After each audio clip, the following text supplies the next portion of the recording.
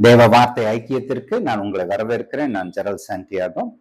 உங்கள் அனைவருக்கும் உங்கள் குடும்பத்திற்கும் இனிய புத்தாண்டு நல்வாழ்த்துக்கள். இந்த ஆண்டு முழுவதும் கர்த்தருடைய நல்ல கரம் உங்கள் மீது நன்மைக்கு எதுவாய் இருக்கட்டும்.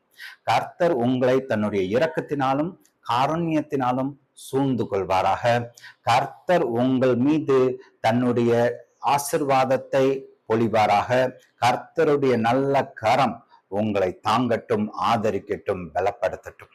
ஹல்லேலூயா டு ஜீசஸ். இந்த ஆண்டை குறித்து கர்த்தர் என்னோடு கூட பேசி இருக்கிறார். அந்த வார்த்தையை நான் உங்களுக்கு அறிவிக்கின்றேன்.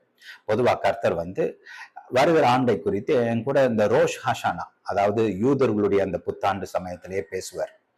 இந்த ஆண்டும் அப்படியே செய்திருக்கிறார். இந்த வருகிற 2026 ஆண்டு உங்களுக்கு கனி தரும் ஆண்டாக இருக்கும். எல்லா விதத்திலும் எல்லா காரியங்களிலும் நீங்கள் கனி கொடுக்கிறவர்களாக இருப்பீர்கள்.